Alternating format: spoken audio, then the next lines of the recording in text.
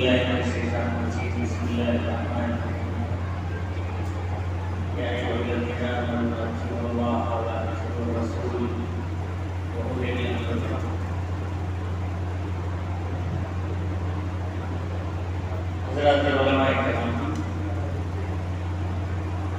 Stage پہ تشریف فرما علم حدیث تفسیر کے احکام و احکام اور ہمارے علاقے کے مہینہ وعد اور قربانی پروگرام دارالفتاح کے بیان کے سلسلے میں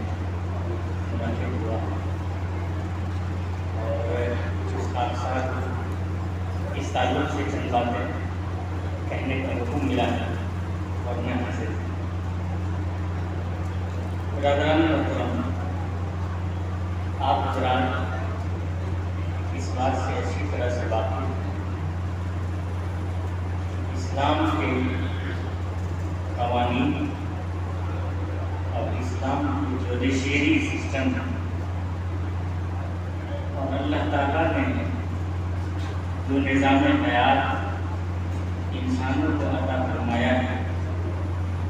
قرآن کی شکل میں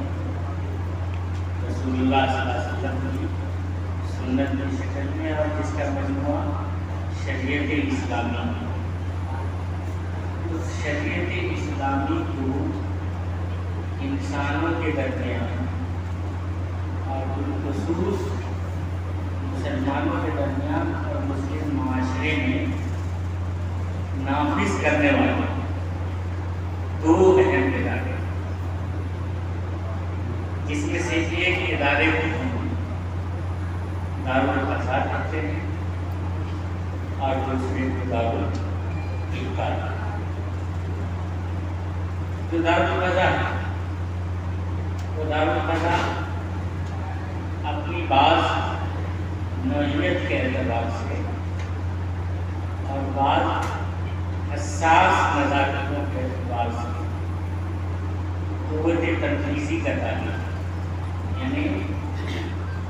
کسی بھی ملک میں کسی بھی مسلم معاشرے میں وہ قضایا اور وہ احکام جس کا تعلق دارالقضاء سے ہے اس کی تنفیذ کے لیے مسلمانوں کو ہیئت حاکمہ اور قوت قاہرہ کی ضرورت ہے۔ اس کا مطلب یہ ہے کہ ایسے مسائل کو جسے قاضی اپنی طرف سے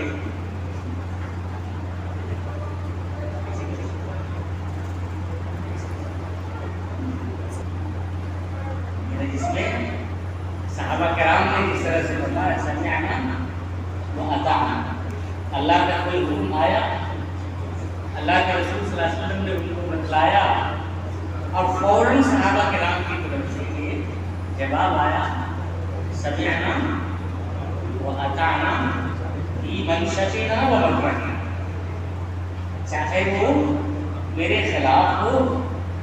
چاہے وہ مجھے پسند آئے یا مجھے پسند نہ آئے، جو اللہ کا حکم ہے ہم اس کو مانتے اور اس کے اوپر عمل کرنے کو تیار ہیں۔ تو ایسے مسائل اور ایسے قضایا جس کا تعلق سمعنا و اطعنا یعنی سمع اور طاعت کے ساتھ ہے، ایسے تمام مسائل اسلام کے جوڈیشری نظام یعنی دارالفتاح سے تعلق رکھتے ہیں۔ جو بات میں کہہ رہا ہوں سمجھ رہے نا آپ، ٹیکنیکل بات اس کا تعلق اس سے ہے۔ اب اس کے بعد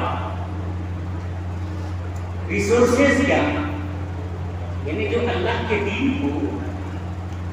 انسانوں کے درمیان اور بالخصوص مسلم معاشرے میں نافذ کرتے ہیں، اس کے مطابق انسانوں کو چلانے اور اللہ کی مرضی اور اس کی ہدایت کے مطابق رکھنے کی کوشش اور جدوجہد کرتے ہیں، اس کے ریسورسز کیا کیا ہیں۔ جیسا کہ میں نے بتلایا کہ جو اسلام کا جوڈیشری نظام قانونی نظام ہے اس کی تنفیذ تو ان دو اداروں سے ہوتی ہے، لیکن جو اس کے ریسورسز ہیں، اس کے ریسورسز اور بھی یعنی وسائل، مثال کے طور پر مسجد میں آپ نے دیکھا ہوگا جمعہ کا خطبہ ہوتا ہے، ہمارا خطیب اور امام ہر جمعے کو اللہ کی بات کرتا ہے، اللہ کے رسول کی بات کرتا ہے، اخلاق کی بات کرتا ہے، کردار کی بات کرتا ہے، ایمانداری کی بات کرتا ہے، سچائی کی بات کرتا ہے، اور اس بات کی کوشش کرتا ہے کہ جو سامعین ہمارے سامنے موجود ہیں ان کی زندگی اس کا پڑھتا ہو جائے۔ ایک ہوا ائمہ اس کے ریسورسز ہیں، یعنی اللہ کی دین کو نافذ کرتا ہے۔ اسی طریقے سے دعات یعنی جو اللہ کے دین کی بات کرتے ہیں، داعی دنیا تک اس کو پہنچانے کی کوشش کرتے ہیں، وہ عام علماء اور امت کے عام ایسے افراد جن کو اللہ تعالیٰ نے دین کا شعور رکھا تھا اور وہ دین کی بات کرتے ہیں۔ اس میں مدرسے کے فارغین بھی ہیں اور اصلی علوم کے ماہرین بھی ہیں، وہ اللہ کی اور دین کی بات کرتے ہیں۔ یہ ریسورسز ہیں، یہ دعا، جیسے عام طریقے سے آپ نے دیکھا ہوگا جلسے ہوتے ہیں، پروگرامس ہوتے ہیں، دعوت و تبلیغ کا کام ہوتا ہے، جماعت کا ایک سلسلہ ہے، مجلسیں ہوتی ہیں، یہ ریسورسز ہیں اس بات کے، یعنی جو حکم اللہ تعالیٰ نے کتاب اللہ میں اور رسول اللہ صلی اللہ علیہ وسلم نے اپنی سیرت اور اپنے کردار میں انسانوں کے لیے دیا ہے، اس کو مسلم معاشرے میں نافذ کرنے کی کوشش کرتے ہیں۔ یہ تو علماء ہو گئے، دعات ہو گئے، مساجد کے ائمہ ہو گئے، اور اس کو زندہ رکھنے کا جو کام کرتے ہیں، ان ریسورسز کو جو زندہ رکھتے ہیں، اسے کون زندہ رکھتا ہے؟ یہ ہمارے مدارس، جہاں پر درس اور تدریس ہوتا ہے۔ وہاں کا لبشر ان یؤتیہ اللہ کتابا مکتوبا ثم یقول للناس کونوا عبادا لی ولکن کونوا ربانیین بما کنتم تعلمون الکتاب وبما کنتم تدرسون۔ جہاں درس و تدریس ہوتا ہے، یہ ان قوانین کے تحفظ کی ذمہ داری لیتے ہیں جس کا سب سے پہلا سلسلہ رسول اللہ صلی اللہ علیہ وسلم نے شروع فرمایا مدینے میں، اور وہ سلسلہ چلتا ہے۔ تو آپ نے یہ سمجھا کہ اسلام کے نظام حیات کو انسانوں کے درمیان نافذ کرنے والے یہ دو ادارے ہیں، ایک کا نام دارالفتہ ہے، دوسرے کا نام دارالقضاء ہے۔ دارالقضاء کا دائرہ وسیع ہوتا ہے چونکہ اس کے پاس قوت قاہرہ ہوتی ہے، اور جیسا کہ ابھی ذکر آیا کہ اسلام کے بے شمار شعبے ہیں، اللہ کے رسول صلی اللہ علیہ وسلم نے حدیث میں ارشاد فرمایا کہ الایمان بضع وسبعین شعبہ اعلاها اشهد ان لا اله الا الله وادناها اماطة الاذى عن الطریق۔ اس کا مطلب کیا تھا کہ اسلام کے ایمان کے 70 شعبے، اور ایمان کے ان 70 شعبوں کو اگر آپ کاؤنٹ کریں گے، جیسا کہ ہمارے محدثین نے اس کی تشریح کی ہے، حضرت محی الدین یحییٰ الطوسی نے اور ملا علی قاری اور تمام لوگوں نے، تو زندگی کا کوئی ایسا ڈپارٹمنٹ اور کوئی ایسا شعبہ نہیں بچتا ہے جو ایمان کے اس 70 شعبوں میں شامل ہے۔ اس کا مطلب کیا ہے؟ اس کا مطلب یہ ہوا کہ یہ ایمان کا تقاضا ہے، اور یہ ہمارے ایمان کا پارٹ ہے کہ آپ خدمت خلق بھی کریں، دوسروں کے دکھ اور درد میں شریک بھی ہیں، آپ دوسروں کی تیمارداری بھی کریں، آپ بھوکوں کو کھانا بھی کھلائیں، جیسا کہ اللہ کے رسول صلی اللہ علیہ وسلم سے صحابہ کرام نے پوچھا کہ سب سے اچھا اسلام کون سا تھا، تو اللہ کے رسول صلی اللہ علیہ وسلم نے فرمایا کیا؟ غریبوں کو بھوکوں کو کھانا کھلانا اور سلام کو عام کرنا. اس کا مطلب کہ یہ سب ایمان کا پارٹ ہوا نا. تو جو لوگ پریشان ہیں معاشرے کے مذہب کی قید سے آزاد ہو کر انسانیت کی بنیاد پر انسانوں کی خدمت کرنا پارٹ آف ایمان. انسانیت کی خدمت کرنا، کیونکہ ایمان کے اللہ کا رسول صلی اللہ علیہ وسلم ہوتا ہے کہ 70 شعبے، اب تمام شعبوں میں کام کرنے کی ضرورت ہے نا.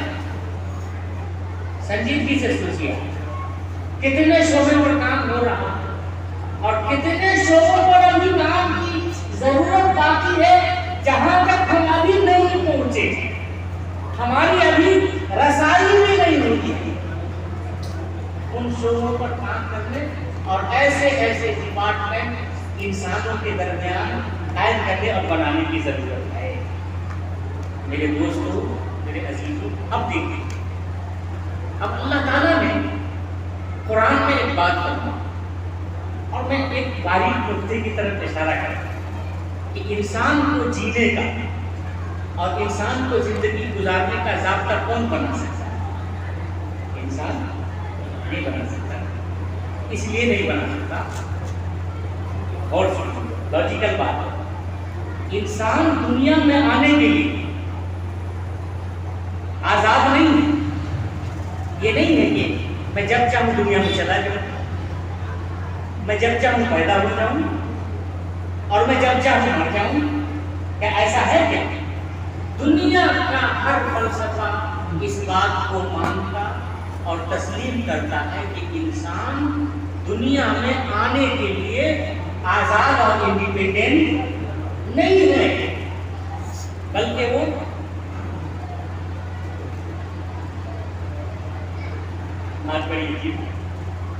چلیے خیر، آزاد نہیں ہے انسان، بلکہ وہ کس کا؟ اپنے خالق کا محتاج ہے. اس بات کو غیر مسلم بھی مانتے ہیں، مسلمان. تو جب وہ اپنی دنیا میں اپنی زندگی جینے کے لیے، یعنی دنیا میں آنے کے لیے جب وہ آزاد نہیں ہے بلکہ دوسری ہستی یعنی اللہ رب العالمین کا محتاج ہے، تو اس دنیا میں زندگی گزارنے کے لیے کیسے وہ ضابطۂ حیات اور زندگی کے امور طے کرنے کے لیے آزاد ہو سکتا ہے؟ نہیں ہو سکتا. اپنا ضابطہ جب پیدا نہیں ہو سکتا تو ضابطہ بھی نہیں بنا سکتا. ضابطہ بھی وہی رب بنائے گا. اسی لیے قرآن نے کہا کہ الحکم باللہ لیتا. اس آیت کو اگر سمجھنا چاہیں تو آپ اس کی روشنی میں سمجھیں کہ بھائی قانون، ضابطہ، حکمرانی تو صرف رب کی چلے گی، یہ بھی نہیں چل سکتی. اب اس کے بعد جب اللہ کا حکم آ گیا قرآن کی شکل میں، وہی ربانی کی شکل میں، اللہ کے رسول صلی اللہ علیہ وسلم کو اللہ تعالیٰ نے اس بات کا مکلف بنایا اور کہا کہ فاتبع ما یوحی الیک، جو میں بھیج رہا ہوں آپ اسی کو مانیے اور اسی پر عمل کیجیے. ولا تتبع اہواءہم، اور ان لوگوں کی پیروی مت کیجیے، ان کی بات مت مانیے جو یا تو اٹکل کچو بات کرتے ہیں یا اپنی خواہشات نفسی بات کرتے ہیں. آپ کو ان کی نہیں ماننی، آپ کو ان حکم الا للہ کرنا. مطلب کیا کہ اب اللہ کا حکم صرف اور صرف میری زندگی پر، انسانوں کی زندگی پر اللہ ہی کی حکمرانی ہوگی، اسی کے مطابق زندگی ہم گزاریں گے. اب اس کی جو زندگی ہمیں گزارنی ہے اس کو بتائے گا کون، اس کے مطابق چلائے گا کون، تاکہ انسانوں کے درمیان مساوات قائم رہے، انسان اخلاق پر زندہ رہے، انسان اقدار پر زندہ رہے، اور جو حق اللہ تعالیٰ نے ایک دوسرے انسان پر انسان کا مقرر کیا ہے، چاہے وہ ماں باپ کے ہوں، اولاد کے ہوں، بھائی بہنوں کے ہوں یا عام انسانوں کے ہوں، اس کو نافذ کرنے کے لیے یہ میرے ادارے ہیں جس کی ہم کوشش اور جد و جہد کرتے ہیں. اب اگر ہم جو اللہ کا حکم ہے اس کے مطابق میں نے ادارے نہیں بنائے اور ہم نے لوگوں کو نہیں بنایا تو اللہ تعالیٰ نے پھر ہمیں ظالم بھی کہا، کافر بھی کہا اور فاسق بھی کہا. وَمَن لَّمْ يَحْكُم بِمَا انزل اللہ میرے دوستوں اور میرے آج جو جدوجہد ہماری ہو رہی ہے اور ہمارے بزرگوں نے اور خلفائے راشدین نے اوقاف کے تحت کے جو ادارے قائم کیے اور بنائے اسلام کے جوڈیشری نظام میں دارالفتہ اور قضا کے، یہ دراصل اسی تسلسل کی ایک کڑی ہے جو آج ہمارے سامنے دیکھنے کو مل رہی ہے۔ مسلمانوں کا جو معاشرہ کسی بھی جگہ پر آباد ہو اور رہتا ہو، اس کے لیے ضروری ہے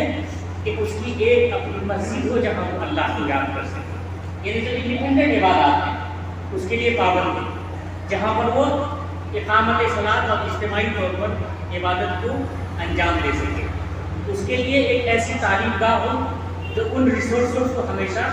زندہ رکھے، وہ مسجد بھی ہو سکتی ہے، مدرسہ بھی، اور ایک ایسا فورس اور ایک ایسا نظام موجود ہو جو حکم اور جو شریعت اللہ تعالیٰ نے انسانوں کو زندگی گزارنے کے لیے عطا فرمائی ہے اس کو نافذ کرے اور اس کو بتلائے، دنیا تک پہنچائے۔ یہ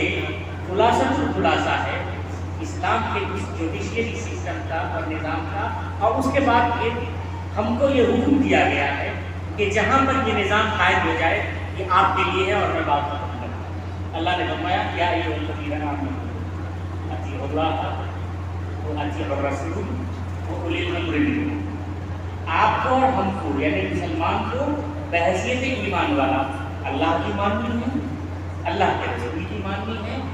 اور یہ ادارے بالواسطہ، جیسے کہ حضرت عبداللہ بن عباس نے فرمایا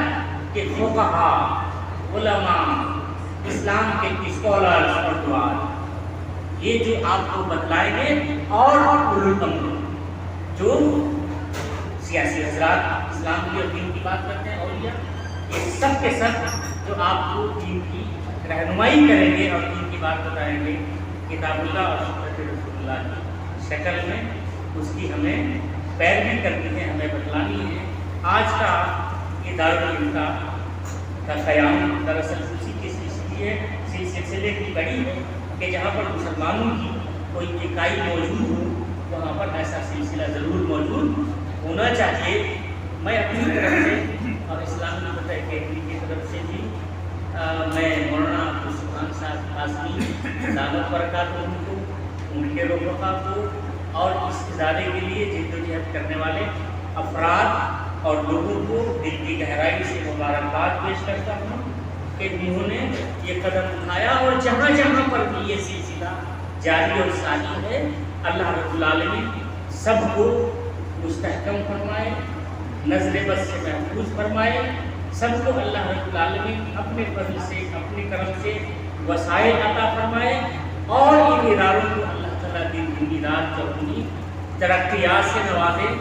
یہاں پر جتنے علماء کرام تشریف فرما ہیں ان سب کی خدمت میں بس میں یہ ایک آخری بات عرض کر کے کہ جتنے بھی ادارے اس تعلق سے کام کر رہے ہیں، جو فتاوے منسوخ ہیں، جو احکام شریعت کے منسوخ ہیں، یہ بات گزارش کے طور پر کہہ کے ختم کرتا ہوں کیونکہ اس کا پارٹ ہے۔ جو منسوخ احکام ہیں اس کے اوپر ظاہر بات ہے کوئی جھگڑا نہیں، وہ تو جیسا ہے ویسا ہے۔ جو غیر منسوخ ہوتے ہیں، اجتہادی ہوتے ہیں، ان میں ہمیشہ سلف صالحین، علماء، ائمہ مجتہدین جو ہمارے ہیں سارے کے سارے، ان کے اقوال کی روشنی میں اور اپنے مسلک کی روشنی میں جہاں تک آپ استحباب اور ثواب تک پہنچ سکیں، اپنی رائے کی روشنی میں آپ کو حکم بتائیں، اور اگر کوئی ایسا مسئلہ جو فقہا کے اجتہاد میں بھی نہیں ملتا اور عام طور سے بھی آپ کو جلدی نہیں ملتا، ایسے مسائل میں جہاں کہیں بھی رہتے ہوں، انفرادی طور پر